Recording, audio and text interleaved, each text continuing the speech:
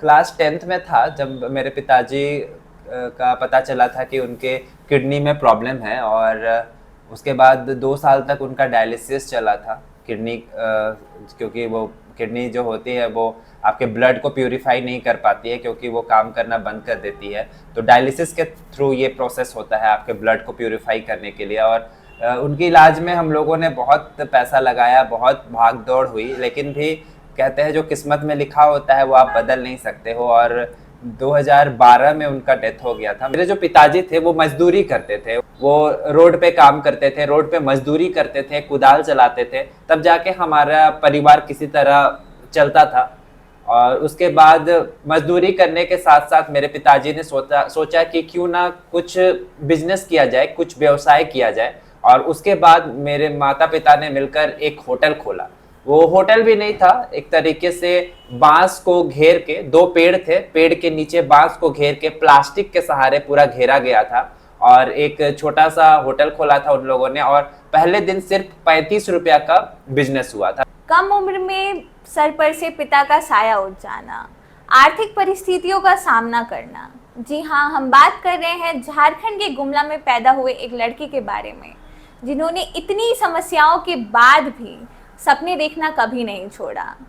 पढ़ाई में भी इन्होंने उतना ही अच्छा मकाम हासिल किया, लेकिन साथ ही साथ इनका सपना कुछ और ही था। इन्होंने झारखंड में एक नया कॉन्सेप्ट लाया और वो कॉन्सेप्ट था फूड ब्लॉगिंग का। जी हाँ, हम बात कर रहे हैं नीतीश कुमार साहू के बारे में, जिनका यूट्यूब चैनल आप सब नीतीश एंड क्विजीन के नाम से जानते हैं। तो नीतीश जी, आपका बहुत बहुत स्वागत है हमारे चैनल में। तो सबसे पहले तो मैं चाहूँगी कि आप अपने जीवन के बारे में हमारे दर्शकों को कुछ बताएं। नमस्कार, जोहार सारे दर्शकों को मेरा झारखंडी जोहार है। और थैंक यू कि मुझे आपने अपने इस चैनल पे बुलाया है। और हमारा जो सफ़र है बचपन से ही बहुत संघर्षपूर्ण रहा है। और बचपन से ही हमारा जो घर था, मेरे जो माता पिता थे, उन्होंने बहुत संघर्ष किया है और तब जाके आज मैं यहाँ पे हूँ। तो सारा जो क्रेडिट है मैं तो अपने माता पिता को ही देना चाहूँगा, जिन्होंने मुझे यहाँ तक पहुँचने में मेरी मदद की है। काफ़ी छोटे जगह से बिलोंग करते थे, अचानक से इस फील्ड में आना या ये चीज़ सोचना, किस चीज़ ने आपको प्रेरित किया? बिल्कुल, ये जो कॉन्सेप्ट है फूड ब्लॉगिंग का, हमारे झारखंड में तो बहुत कम ही देखने को मिलता था। और वो भी देखने को मिलता था तो कोई बाहर के फूड ब्लॉगर है, दिल्ली के या मुंबई के, वो झारखंड आते थे और हमारे ही जगह के खाने को हमें बताते थे। तो ये थोड़ा सा अलग था, यहाँ से कोई निकल के आए और हम वो ज़्यादा अच्छे ढंग से बता सकता है। क्योंकि हमारा जो परिवार है, बचपन से मुझे याद है, जब से मैंने होश संभाला है, कि हमारा एक होटल हुआ करता था। और जैसे मेरे माँ बताती हैं, मेरे पिताजी बताते थे कि मेरे जो पिताजी थे वो मजदूरी करते थे। मेरे पिताजी ऐसे तो काफ़ी पढ़े लिखे थे, पर उनको नौकरी नहीं थी। और नौकरी ना होने के कारण वो रोड पे काम करते थे, रोड पे मजदूरी करते थे, कुदाल चलाते थे, तब जाके हमारा परिवार किसी तरह चलता था। और उसके बाद मजदूरी करने के साथ साथ मेरे पिताजी ने सोचा कि क्यों ना कुछ बिजनेस किया जाए, कुछ व्यवसाय किया जाए। और उसके बाद मेरे माता पिता ने मिलकर एक होटल खोला। वो होटल भी नहीं था, एक तरीके से बांस को घेर के, 2 पेड़ थे, पेड़ के नीचे बांस को घेर के प्लास्टिक के सहारे पूरा घेरा गया था और एक छोटा सा होटल खोला था उन लोगों ने। और पहले दिन सिर्फ 35 रुपया का बिजनेस हुआ था। तो आप समझ सकते हैं कि कहाँ से शुरुआत हुई थी। और वहाँ पे मेरे माता पिता ने भरपूर संघर्ष किया, बहुत मुसीबतें आई। और आप समझ सकते हो, गर्मी, बरसात, धूप, जाड़ा, गर्मी, हर मौसम को वैसे जगह पे उन लोगों ने फेस किया। धीरे धीरे वहाँ पे एक छोटा सा घर बनाया और होटल की तरह उसको चलाने लगे। तो मेरे जन्म से पहले की ये बात है। और जब से मैंने होश संभाला, मैंने देखा कि होटल चल रहा है, मम्मी भी उसमें काम कर रही है, पापा भी वहाँ काम कर रहे हैं। तो फूड तो मैं हमेशा से देखता ही आया था। तो शुरुआत से मतलब कि खाना बन रहा है, कस्टमर आ रहे हैं, तो ये सब मैं देखते हुए बड़ा हुआ था।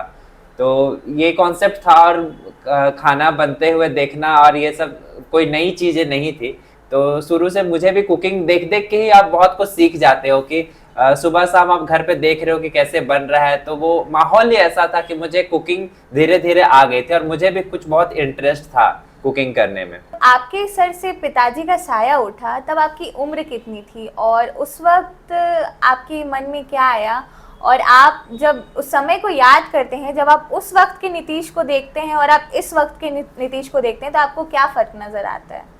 बिल्कुल, वो जो वक्त था जब मेरे पिताजी, मुझे लगता है मैं क्लास 10th में था जब मेरे पिताजी का पता चला था कि उनके किडनी में प्रॉब्लम है, और उसके बाद 2 साल तक उनका डायलिसिस चला था। किडनी क्योंकि वो किडनी जो होती है वो आपके ब्लड को प्यूरिफाई नहीं कर पाती है, क्योंकि वो काम करना बंद कर देती है। तो डायलिसिस के थ्रू ये प्रोसेस होता है आपके ब्लड को प्यूरिफाई करने के लिए। और उनके इलाज में हम लोगों ने बहुत पैसा लगाया, बहुत भाग दौड़ हुई, लेकिन भी कहते हैं जो किस्मत में लिखा होता है वो आप बदल नहीं सकते हो। और 2012 में उनका डेथ हो गया था। मेरी उम्र उस वक्त मुझे लगता है 17 साल की रही होगी जब मैंने 10th पास किया था।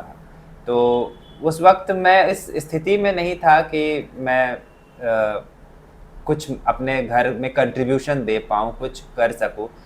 मेरे जो बड़े भाई हैं उन्होंने तो अपनी पढ़ाई छोड़ दी ग्रेजुएशन के बाद, और वो हमारे जो फैमिली बिजनेस था उनको उसको संभालने लगे, और पिताजी के बीमारी से ही वो संभाल रहे थे उन सब चीज़ों को, और उन्होंने ही सारा खर्च उठाया, उन्होंने ही सब कुछ कोशिश की, हर तरीके से कोशिश की।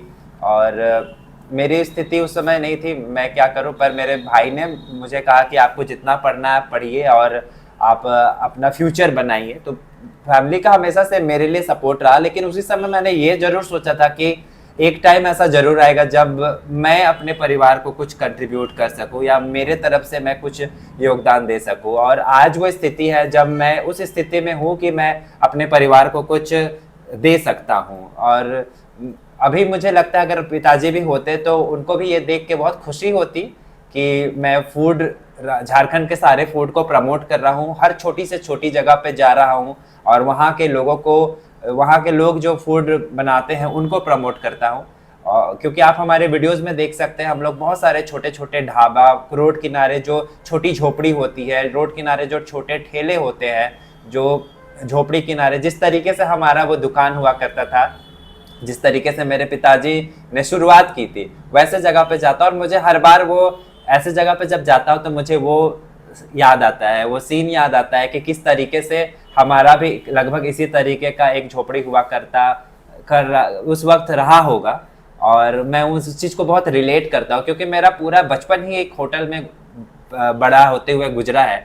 क्योंकि सुबह से शाम हम लोग वहीं रहते थे, स्कूल से आते थे, वहीं पे रहना खाना होता था। तो अभी कभी भी मैं ऐसे जगह पे जाता हूँ तो मुझे कुछ नया नहीं लगता है, बल्कि एक बहुत अपनापन लगता है। वहाँ जो लोग होते हैं, जो बेच रहे होते हैं, उनसे बहुत लगाव होता है। तो मेरा उनसे बात करने का तरीका बहुत अपनापन में महसूस करता हूँ। और होटल एक ऐसा जगह है जहाँ पे मुझे कभी भी ऐसा नहीं लगा कि मैं कहाँ पे आ गया हूँ, हमेशा से मैं रिलेट करता हूँ उस जगह को। मैं पूरी उम्मीद से, मुझे लगता है कि अगर मेरे पिताजी अभी होते तो वो बहुत गर्व महसूस कर रहे होते कि। तो आपकी शुरुआती दौर में तो आपको भी कई सारी समस्याओं का सामना करना पड़ा होगा, तो शुरुआती दौर को आपने किस तरह से लिया है? मुझे लगता है कि शुरुआती दौर मेरे YouTube का अभी 2 साल हो चुका है, और लॉकडाउन का समय था। तो लॉकडाउन के समय में हम लोग ऐसे घर पे थे, और घर पे अक्सर कुछ ना कुछ बनते रहता था। तो मैंने सोचा कि क्यों ना कुछ क्रिएट किया जाए। तो उसी से मेरी शुरुआत हुई थी। और मेरा ऐसा कुछ ये नहीं था कि मुझे YouTube चैनल ही शुरू करना है या YouTube से पैसे कमाने हैं, ये सब के बारे में मैंने बिल्कुल नहीं सोचा था। बस मैं छोटे छोटे वीडियो क्लिप बनाता था और वो अपने WhatsApp स्टेटस पे डालता था। तो मेरे दोस्तों ने कहा कि जो चीज़ आप WhatsApp पे डाल रहे हो उसको आप YouTube पे डाला करो। तो वहीं से मैंने YouTube पे डालना शुरू किया, और धीरे धीरे लोगों को पसंद आने लगा, फिर ये जर्नी शुरू हुई। तो YouTube से जब आपकी पहली इनकम आपको मिली, यानी कि सफलता की पहली सीढ़ी जब आप चढ़े, तो आपको कैसा महसूस हुआ था? मुझे तो पहला बात कभी लगा ही नहीं था कि YouTube से पैसे आते हैं। जिस दिन मेरे अकाउंट में सच में YouTube के तरफ से पैसे आए, तब मुझे लगा कि नहीं, YouTube से पैसे आते हैं, और आप मेहनत करोगे तो बहुत अच्छे खासे पैसे आते हैं। तो बस यही है, आप जितने अच्छे वीडियोस बनाओगे, जितने अच्छे लोग आपको देखेंगे, उतना अच्छा है, आपको YouTube के तरफ से पैसे आएंगे। और आज के डेट में हम लोग बहुत सारे वीडियोस करते हैं, बहुत सारे अच्छे अच्छे जगह पे वीडियोस करते हैं, और हमें YouTube के अलावा बहुत सारे प्रमोशंस आते हैं, बहुत सारे ब्रांड्स हमें बुलाते हैं, बहुत सारे रेस्टोरेंट हमें बुलाते हैं और अच्छे जगह पे हम लोग जाते भी हैं और बहुत ही अच्छी अभी स्थिति है। गांव के लोगों में अक्सर ये मनोबल होता है कि हमारा बच्चा अगर पढ़ाई में अच्छा है तो कल को जाकर वो सरकारी नौकरी ले, आईएएस आईपीएस बने, और आप तो बेहद ही अच्छे थे पढ़ाई में। तो क्या कभी आपके फैमिली वालों ने आपको फूड ब्लॉगिंग के लिए रोका नहीं, या आपको ये नहीं कहा कि नहीं तुम पढ़ाई की तरफ बढ़ो? मुझे लगता है कि जहाँ तक पढ़ाई की बात आती है, बहुत सारे अभी ऐसे युवा हैं, बहुत सारे ऐसे बच्चे हैं जो क्लास 7, 8 या 9, 10 में है या 11, 12 में है, वो अपना एक यूट्यूब चैनल शुरू कर लेते हैं। मैं इस बात को ये नहीं कहूँगा कि नहीं शुरू करना चाहिए, अगर आप चाहते हो एक्स्ट्रा कुछ करने के लिए तो करो, लेकिन पढ़ाई जितनी ज़रूरी है वो बहुत ज़रूरी है। और मैं भी अपने स्कूल के समय में पढ़ाई में बहुत अच्छा था, और जैसा कि आपने कहा कि हमारे घर में किसी ने मुझे इस बात के लिए रोका नहीं या फिर फूड ब्लॉगिंग करने के लिए समय कोई किसी ने कुछ सवाल नहीं कहा, तो मुझे लगता है कि सबसे पहले तो मैंने अपनी पढ़ाई पूरी की है। मैंने पढ़ाई में अपना ग्रेजुएशन कंप्लीट किया, मैंने बीएचयू से अपना मास्टर्स इंग्लिश लिटरेचर में कंप्लीट किया, उसके बाद मैंने बीएड किया। तो एक तरीके से मैंने अपने फ्यूचर को बहुत अच्छे से सिक्योर कर लिया था। मैं उस स्थिति में था कि मैं कहीं भी एक अच्छी नौकरी कर सकता हूं और एक अच्छा खासा जॉब से मैं अच्छा अर्निंग कर सकता हूं। तो पहले मैंने अपने एजुकेशन को मजबूत किया, अपनी पढ़ाई पूरी कंप्लीट की, तब जाके मैं इस फील्ड में आया हूँ। ठीक है, क्योंकि यूट्यूब एक ऐसा करियर है जो कि मुझे अभी भी लगता है कि ये बहुत ज़्यादा सिक्योर है या नहीं, मुझे इस पर डाउट लगता है। ठीक है, तो यूट्यूब को एज अ करियर मैं अभी भी नहीं देखता हूँ, बल्कि मुझे यूट्यूब से काफ़ी अच्छी अर्निंग होती है। जितना मैं एक जॉब करता तो शायद उतनी अच्छी अर्निंग शायद उसमें नहीं हो पाती जितनी अच्छी अर्निंग मुझे यूट्यूब से होती है। लेकिन यूट्यूब से क्या है कि आपको हर वक्त मेहनत करते रहना है, हर वक्त आपको उसमें कंटेंट बनाते रहना है। मेरे परिवार का शुरू से बहुत साथ था, अभी भी है। मेरे परिवार में कभी भी किसी ने किसी चीज़ के लिए मुझे ये नहीं रोका नहीं। अगर मैं किसी भी क्षेत्र में अपना करियर बनाना चाहता हूँ तो उससे मेरे घर वाले अभी भी कहते हैं कि आपकी जिस चीज़ में रुचि है आप उस चीज़ में जा सकते हो। तो घर से हमेशा पूरा साथ रहा है। लेकिन हाँ, पढ़ाई मेरी काफ़ी अच्छी रही है, तो अभी भी मुझे लगता है कि अगर यूट्यूब में कभी भी किसी भी वक्त कुछ भी होता है तो मैं अभी भी इस स्थिति में हूँ कि मैं एक अच्छा नौकरी ले सकता हूँ। तो शायद इसीलिए किसी को ये इस चीज़ का डर नहीं था कि इस क्षेत्र में जा रहे हैं तो इनको असफलता मिलती है तो कुछ दिक्कतें आएंगी, क्योंकि पहले से एक कह सकते हैं कि बैकअप रहा था। यूं तो रांची में कई सारे बड़े रेस्टोरेंट्स, कैफ़े हैं, इनकी कोई भी कमी नहीं है। इसके बावजूद आप हमारे झारखंडी ट्रेडिशनल फूड या जो ऑथेंटिक झारखंडी फूड है उसको प्रमोट करते हो, तो इसकी कोई खास वजह है? क्योंकि आपको फॉलोअर्स और व्यूअर्स तो रेस्टोरेंट और कैफ़े के वीडियो से भी मिल सकते हैं। बिल्कुल, मुझे लगता है कि हमारे रांची झारखंड में बहुत सारे ऐसे रेस्टोरेंट हैं, ऐसे कैफ़े हैं जहाँ पे अभी बहुत मतलब कि डेवलप हो रहा है, अलग अलग कॉन्सेप्ट में चीज़ें निखर कर आ रही हैं। पर मुझे लगा कि जब मैं फूड के रिलेटेड वीडियोस बनाता हूँ तो हमारे झारखंड का जो ऑथेंटिक फूड है उनको दिखाना ज़रूरी है। तो इसलिए हम लोगों ने यहाँ के छिलका रोटी, धुसका रोटी, मड़वा रोटी, इन सब चीज़ों को ज़्यादा प्रमोट करना शुरू किया और इन सब चीज़ों को अच्छे तरीके से खोज के हम लोगों ने निकाला है और अपने चैनल पे उसके वीडियोस बनाए हैं। और इसको ना सिर्फ झारखंडी लोग पसंद करते हैं बल्कि बाहर के लोगों के लिए भी ये बिल्कुल नई चीज़ें हैं, तो वो भी बहुत ज़्यादा पसंद करते हैं।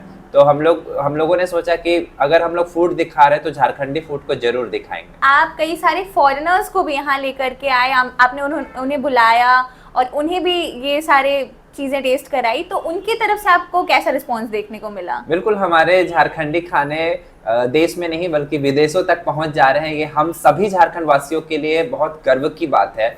और फॉरेनर्स आए हैं, रांची झारखंड आए हैं, और जब मेरी मुलाकात उनसे हुई और जब खाने की बात हुई तो खाना एक ऐसा चीज़ है जो कि हमारी कहीं ना कहीं संस्कृति को दर्शाता है। हमारा खान पान, हमारा पोशाक, हमारी भाषा, ये सारी चीज़ें हमारी संस्कृति है। तो हम लोगों ने सोचा कि ये बहुत अच्छा एक मौका है जिसमें हम अपनी संस्कृति को बहुत ज़्यादा प्रचार कर सकते हैं, दूसरे लोगों तक पहुंचा सकते हैं कि हमारा खान पान कैसा होता है। और मैं आपको बता दूं कि झारखंडी जो खान पान है, जो तौर तरीका है, वो बहुत ही ज़्यादा हेल्दी है। हमारा जो भी जैसे छिलका रोटी हो गया या धुसका हो गया, ये सब जो चीज़ें हैं ना बहुत मतलब कि टेस्टी भी होती हैं, हेल्दी भी होती है और बहुत अच्छी होती है। तो बिल्कुल हमारे जो विदेशी मेहमान जो भी आए हैं और जिन्होंने भी इस खाने को चखा है, इसका स्वाद लिया है, उन लोगों ने बहुत तारीफ किया है कि झारखंडी खाने का स्वाद बिल्कुल बहुत अच्छा होता है। फूड ब्लॉगिंग के क्षेत्र में सफलता की जिस सीढ़ी पे आप खड़े हैं, यहाँ पर आपको आपके पापा की कितनी याद आती है? बिल्कुल हमेशा उनकी याद तो आती ही है और मुझे लगता है कि अगर वो आज होते तो बहुत सारी चीज़ों में वो मेरी मदद करते, वो उनसे बहुत सारे आइडियाज़ मिलते, क्योंकि मेरा और पापा का जो रिलेशन रहता था वो बहुत फ्रेंड की तरह रहता था। हम लोग बहुत हंसी मजाक, बहुत सारी मस्ती करते थे और मैं अपनी बात रखने में जरा सा भी नहीं हिचकिचाता था। हम और वो हमेशा से रहता था। पर मेरे जो भाई हैं वो अभी इतने ज़्यादा मुझे सपोर्ट करते हैं कि मुझे लगता है कि पापा के तरह ही वो मुझे अभी साथ देते हैं, हर जगह मेरे साथ जाते हैं, कोई भी दिक्कत होती है तो वो मेरे साथ खड़े रहते हैं। तो परिवार का साथ है, हमेशा से साथ है, तो अच्छा लगता है। कमिंग जो फूड ब्लॉगर्स हैं या आपसे छोटे लोग हैं जो आपसे प्रेरित होकर के फूड ब्लॉगिंग लेना चाहते हैं, तो उनके लिए आप क्या मैसेज देना चाहेंगे? मुझे लगता है कि सबसे अच्छी चीज़ है कि अगर आप झारखंड से हो तो झारखंडी फूड को तो ज़रूर से ज़रूर प्रमोट कीजिए और उन सारे छोटे छोटे जो लोग हैं जो फूड में अच्छा कर रहे हैं उनको प्रमोट कीजिए, रेगुलर वीडियोस डालिए। और मैं खुद भी बहुत सारे छोटे ब्लॉगर्स हैं उनसे सीखता हूँ, उनके वीडियोस देखता हूँ और काफ़ी अच्छा लगता है मुझे। मैंने बहुत सारे फूड ब्लॉगर को सब्सक्राइब करके रखा है और ऐसा नहीं है कि आज मेरे कुछ ज़्यादा सब्सक्राइबर्स हैं तो मुझे ही सब कुछ आता है या मैं उन लोगों से नहीं सीख सकता हूँ। मैं सारे लोगों से सीखता हूँ और सारे लोगों के वीडियोस में देखता हूँ।